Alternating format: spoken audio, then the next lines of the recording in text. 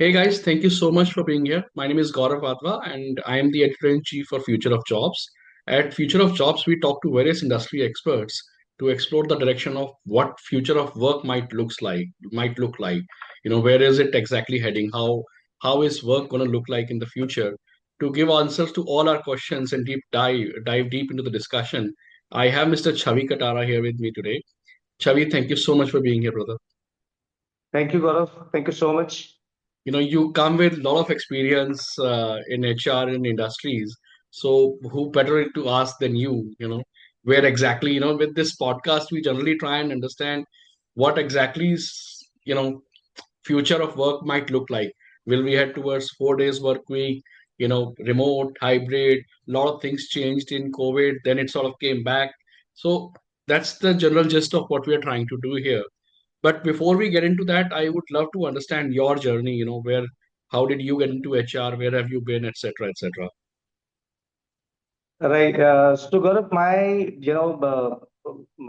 as on date, I completed almost 25 years journey in HR. Mm. So I started with Cadbury's as a training. And from there, I moved to hospitality and hospitality was one sector which was not a favorable, industry for me. But unfortunately, I landed up there and I continued my journey for almost now 22 years in the hospitality sector.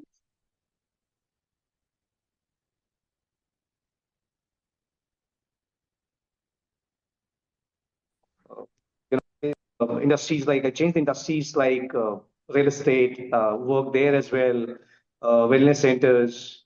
In fact, so many things.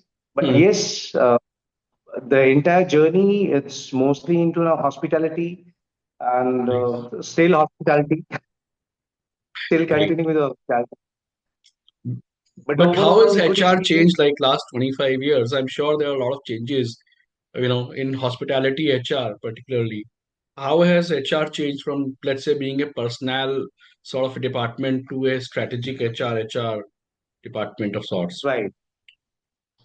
So, Gaurav, in fact, when I started my hospitality journey with JP Palace Agra, we used to have a different, separate department of HR and separate personal department. Mm. So there was two different departments where personal department used to handle the other benefits of the hotel, and HR used to handle trainings and all. But yes, with the time slot, things have changed.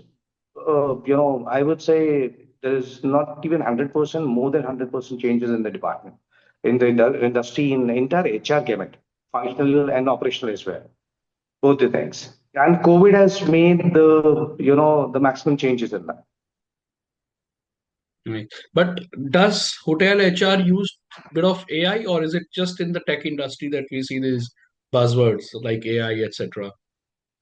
See, AI has just been introduced to the hotel industry, but I would say for the series, for the small thing, but hotel industry is still, on the old pattern right now. Mm. Uh, you create whatever skills in terms of putting in your CV and everything. Ultimately, your works speaks. Mm. That is what your experience in the hotel industry is. I think we are still dependent on the interview rather than just the CV, in in Exactly, in exactly. Yes. hotels.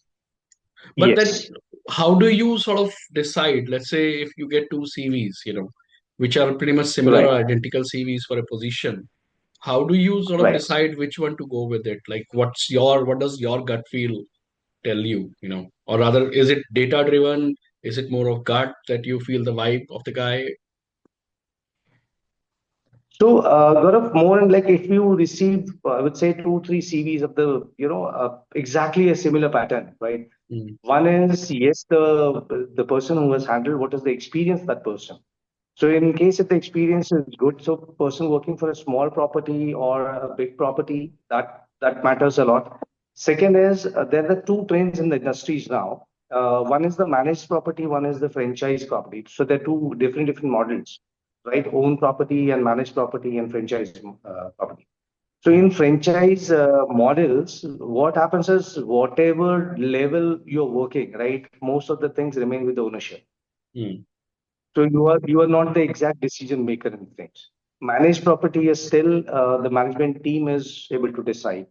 So Mm. that is again one of the pattern to decide. And yes, attitude of the person. It's not Mm. a skill set because if everyone is working like 10 years or 12 years of experience in the same gamut, right? Mm. I'm sure they will have experience in the same thing. But yes, the attitude, the work attitude of a person, that speaks in their interview. You said attitude. Can you define that for me a bit more? Like, what is it that you look at? So, when you say attitude. I would say, these days the team handling matters a lot just because of, these hotels. Like if you see in every city, it's a competition in between. So hoteliers are limited. Mm. Um, During COVID time, we have, so many hotel management colleges being shut and then being closed. So the incoming of the students, like in the, at the GSA level or the startup level, the base level, the category, the percentages on the lesser side. Now, the upcoming hotels, which are, getting the people, so it is just an exchange between two properties Mm. everywhere. It is in every corner of India as of now. Mm. So what is happening? It's going as snatching of the manpower from one property to other property. Of So what course. happens is the person, so there is jumping. Like if you see a lower level, team member who has just started his journey in the hospitality, they change their jobs very frequently for hardly the difference of 500,000 rupees. Mm. They don't look at the work attitude. They don't look at the attitude of the work. They are just bothered for their money.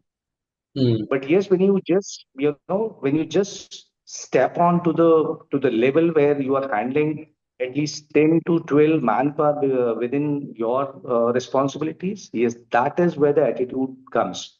Because your work attitude brings the culture in the organization.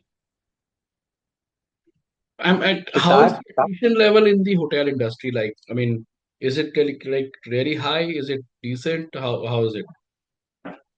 so I would say, attrition level is going high in every hotel these days, in every group these days, especially the properties which are, the locations which do the seasonal business. Mm. So for the 6 months business, they hire people like anything, and after that, an attrition Mm. uh, in these kind of locations. Like if I Seasonal talk about locations, Rajasthan. basically. Exactly. So if I talk about Rajasthan, most of the properties are the, F&B based banquet properties, the Mm. wedding destinations. Now these days, we'll hire people on whatever cost because we require people to work. Mm. So it's definitely attrition in the other hotels, in the other properties will be high. And let be whatever group, it's an international chain, it's Indian chain, the domestic chain or whatever, standalone property, Mm. whatever. Because they require people, they'll hire people. Mm. But then once the season is over, sort of you let them go. So I'm sure there'll be a lot of trust deficit with respect to the employees as well, in a way. Exactly. That happens. But most of the hotels, what they have done is the trending businesses now they hire most of the trainees Mm. in the season time. So the cost, payroll costs don't go the rise. It remains as it is. So Mm. in case if the trainees they come for the 6 months and hardly winter batch when they start in December and it ends in somewhere in April May. Mm. So the cost remains as it is. So they need not to bother about the cost in the off season. But then you've also worked in, these business hotels in Delhi NCR. What sort of retention strategies? Because I think that's this seasonal hiring issue is not there in these hotels. So how do you retain people in these sort of companies then? So in business hotels, like I would say, all the I would say metro cities, they're not seasonal business. So what happens there is you only need to create the work environment better to help the employees grow. You have to handle your team very delicately, or Hmm. else they have options. So people have options these days. Hotels don't have. Hmm. Plus, I think what has happened after COVID is that a lot of junior level employees, I think initially for a couple of years, uh, like people weren't even enrolling in hotel management schools also. So there were a lot of Yes. crunch, at the junior level, especially for these sort of staff. Is it still there or So now it's sort of settled it down? is still there. No, it is still there, Gaurav, because I am in touch with almost all the hotel management institutes. Mm, So what their perspective is that people are not attracted towards the hotel industry post-COVID. mm. And now earlier we used to, see that IHM colleges, they don't have the seats available, and the applications are more than this available seats. But Mm. nowadays they have to give, different benefits to attract the students to get into the hotel management Effectively, they institutes. are So that just is everybody is welcome in a way. So there is no yes, monitoring of quality that is happening. Because I remember no, my time when I did hotel management, 20 years ago, it was like, you had so many rounds of, tests, interviews, etc. Even then, you didn't know if you'll get through or not. So now, obviously, then the whole quality goes down at the junior level. And then yes. obviously it trickles up the top as well. I would not say it's gone down, but yes, it is reduced somehow. Hmm. Uh, Few of the students, so there are also categories like we have in performance management here, a category A people, B people, and C people. Hmm. So they're also in the hotel management institute rules. Also, they have the same kind of categories. Hmm. So they have A category students, B category students, and C category students. Hmm. So all the management training programs and EDP programs, Hmm. all these are, the seats are occupied by the A category people, and the B and C category people, they goes into the properties which are pre-opening properties. And we as an HR, I would not say, for a particular person, we as an HR, we require people, so we hire. Hmm. But then how do And that's you? where the requirements. So if you've seen the trend of the requirement Hmm. nowadays, every group is requiring a training manager. True. Absolutely. Absolutely. Yes. Because I think you need to train these people at the junior level, in terms of with your requirements. And I think that's where a lot of these big chains sort of do well because they have a proper training structure versus a very Exactly. small, company wherein obviously they don't have that training structure and then they have to invest in it or, depend on a lot of other means to be able to train them. Right. So that is where if you see on the even I keep on checking my LinkedIn. So Hmm. you see every group now, there are so many vacancies open for the training managers, L&D profiles, quality managers. So this is the reason for that. So training, I think, is one area wherein, one could find a lot of jobs, I guess, in hotels. Yes. Yes. Yes. True. But then you work with international chains like IG as well. How would you Yes. rate the culture and how do you what are the best strategies that you come across in terms of, maintaining culture of the organization? See, in IIT, when I used to work with IIT has a different culture. So all the international chains, they have a different culture. They have predefined policies and procedures for everything, and it is all centralized. Uh, uh, be it the management property or own property or a franchise model, whatever. But their structures of training, structures, all SOPs and process and policies remains the same across all the units. Uh, the training is regular. They have all defined training structures which we have to conduct. We have to make sure that these are happening, and then we have to send the complete report to the corporate office, Okay. right? So that they are also aware that these things are happening. But yes, in I would say, an international chain, there are few defined policies. Like we have the step level, we have you know the onboarding experience is excellent. Mm. So that is what we are missing these days. But onboarding is good or you think that needs improvement?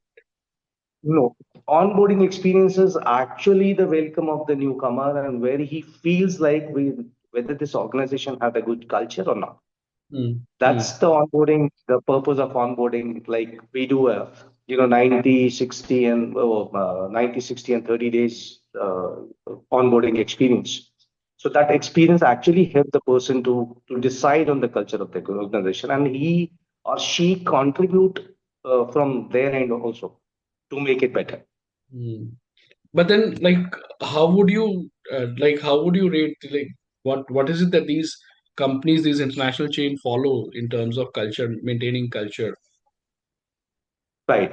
What are the strategies that So it is these like, chains use? so they, yes, so they have the different, every role has planned, the roles and responsibilities are planned and structured, right? Mm.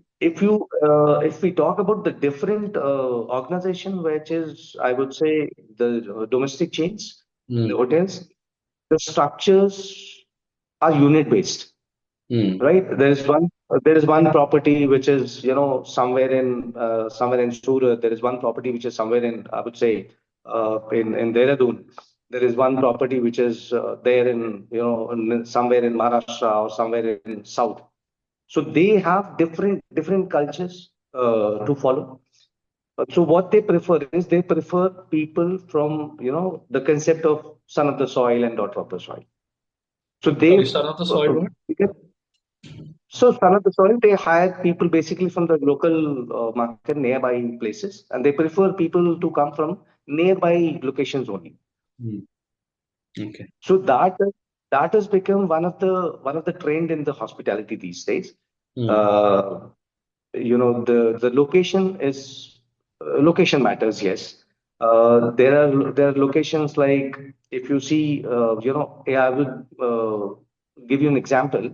So when I was working with in Jaipur, so I worked in Jaipur for two properties. One, Mm. I worked the property which was almost from city, it was almost 17 kilometers. Mm. One, I worked in a property which was within the city. It Mm. was near to Jawahar Circle. So I was in the pre-opening. So the working trend and the hiring trend of both the properties were different Mm. But they were the same because, ownership, or like how was it? no, it was different ownership, but Okay. both the properties, five-star properties. Okay. But now what happened is you have to attract people, you have to sell your property to the candidate to join the property, right? Because you are in a remote location. Mm. And in Lalit, which was in city, I never had that kind of a challenge in recruiting people, though it was both the properties were in pre-opening phase. Mm. So location, yes, location matters a lot. In When you say, same is with the international chains as well. Mm. So location-wise, different thing matters in recruitment. So whether it's an international chain or it is domestic chain or just a standalone property or a resort property, but yes, the location of the property matters a lot. True. And then But that's how you obviously be are able to attract the talent accordingly. exactly, yes. And if your property is within the city, you don't need to look for accommodation for everyone, and you only have to provide accommodation for the junior staff, team members, not for the managers and middle level management and all. But if you are at the remote area, you have to help them out in getting the accommodation nearby. Because True. nobody after work, nobody would like to travel almost 11, 12 kilometers to go home and then come back early morning, especially our operation, colleagues. True. And then So that if is you're where in a remote location, you have to provide transports, etc., etc., you know. everything, yes, yes. Mm. True. So, but then look, I So, mean, you've obviously looked at hundreds of careers, you know, as an HR professional. I'm sure you look at a lot of CVs. You must have seen a lot of people rise up in their career, maybe fall down. What is that one skill right. that you feel is the differentiator between the people who are able to make it to the top or who are not able to make it to the top? See, no, so I would say most of the hotel industry these days is affected by one thing, which is the internal politics in the organization, Okay. right? Uh, so every manager or every supervisor or everybody is like attracting team members towards his side. Hmm. So then what happens is mm, it creates a group within the organization. mm, The true. moment your organization is grouped between smaller group, right, you will have clashes. Mm, The moment you will have clashes, the culture of the organization will be affected. mm, When the culture of the organization is affected, it is anyways going to be affecting your guest satisfaction, and okay. that's for sure. So people who are not into the groupism, Mm. they will successfully rise in their career if they only listen to their roles and responsibilities. So you're saying not get into the politics, is one way to sort of make sure you reach the top. Yes, because when you are involved in your politics, you are working hardly 60% with your mind, Mm, 40% you are working with the mind of the person who is holding that group. true. And I believe in one thing: the moment you follow somebody's footstep, you will always be behind him, Mm, true. right? Because That's true. you are anyway following the footstep. I'm just following the footstep of somebody. Always I have to be behind him. I cannot grow. I cannot go ahead of him. True. True. But then, I hospitality as an industry, since I've obviously followed the hospitality industry for such a long time, I've been part of the Right. industry myself. Uh, the a lot of working hours are like crazy, and it's like it's real physical, effort that it takes sort of takes out of an employee. So how do you make sure that the morale of the employee is not sort of gone down, he's not burnt out and all that stuff? Because, like for example, in today's time when it's Christmas and New Year, I'm sure people must be working 12, 15 hours shifts. So how do you make sure Yes. that their morale is not sort of let down? See, for those people, what we normally do is whenever your business is on the lower side on books, they should get a proper relaxation, because I understand. I would not say that the property where I am working, I give exact 9 hours shift to anyone, or 10 hour shift. It happens. The operation team, they normally they stretch their working hours. It depends on the functions they handle. Mm, New Year, Christmas, not only New Year, Christmas, when you have, the wedding destination properties, and you have busy. See, commercial properties, which are into the corporate business, or which are, not into the F&B, mm, only depending on the room business and all, the working hours are not so long. It's, for F&B service, it is a break shift, and then the enough mm, team members for every department. But yes, when you have property which is completely based on F&B, mice and weddings and uh, there's corporate meetings and all. These properties, yes, they have issues with the timings. The mm, people work for more than 9 hours, 10 hours. So the best way to get them is whenever you have the gap in the busy schedule, you mm. just give them a proper time to relax themselves. Sort of an R&R, provide them with an R&R, you know. But Yes. I mean, I mean, I still feel that hospitality as an industry is still lacking, still very behind in terms of, taking care of employees, and like the R&R benefits that we're talking about. I hardly see any company actually, sort of work towards that employee mental well-being. These are still the terminologies which are followed by, the MNCs or, big corporations. So big hotel chains, international chains are still following that. They've started the concept of, only for 5 days working now. Hmm. Started with 2 offs in a week. Hmm. Uh, that is one which is very helpful. Second is, now there are the chains who have started, giving the physical relaxation and the mental relaxation to the employees, Hmm. in terms of yoga, in terms of different meditation sessions they organize for the team members. Hmm. That is the only reason the the employee activity is being increased in the organization to relax the mind of the people, to give them a Hmm. physical and mental relaxation. So that is one of, yes. But if you talk about the franchise property or the models which are running totally on the basis of that they have to earn money, and it's still, they are still lacking with these kind of initiatives. One last question. Will we ever see 4 days work week in hotels? 4 days, see, at the corporate level, I can see, right? Really? I Uh, doubt. I mean, because, in the hospitality, I think hotels, after manufacturing, hospitality, I think is the only industry which is still not, all the hotels are not following 5 days. Like there are, I'm sure there are like 60-70% yes. hotels which are still on 6 days, maybe at best alternate Saturdays off. I mean, I doubt No, they'll. I understand. And 4 days, I don't see 4 days, right? To be honest, especially True. the properties, right, which are into completely into F&B segment. four Hmm. days will not be there. Yes, in the off season, it can be even 3 days. So that is not an issue because you don't have a business. But yes,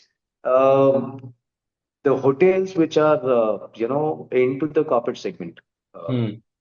for for them it can be 4 days. So that is not an issue. But then your manpower will increase. True. But then Uh, I think it will when probably demoralize the employees at the unit level as well, no? At the hotel level, if suppose the corporate is working 4 days and the unit or the hotel is working 6 days, or maybe in if it's seasons time, maybe even 15-hour shift or whatever, they might feel that boss, right. what have we done wrong? Why are we working so hard and these guys are enjoying? So that's See, another issue that if you ask me on the employee front, yes, because HR is always man of employees on behalf of management. hmm, So yes, if there are policies at the corporate level, the corporate team will work only for 5 days or only for 4.5 days in a week. hmm, It should be across the units. of course. There should not be any difference. Hmm, That is what I feel, right? If I work for 4.5 days in a week, my team should not be working for 6 days and 7 days there. true, true. Great. So that is Thank you my so take much, on it. Ravi. I think this is a very right moment to sort of wrap up the discussion. I really enjoyed. I mean, we interact offline as well, but then it's just to put it in perspective and just to formalize the entire discussion. I think it has been eye opener for me also. Thank you so much, brother. I will stay in touch with Thank you. you. Thank you, Thank Gaurav. you. Thank you so much for your time. Thank you so much. God bless you. Thank you. Thanks.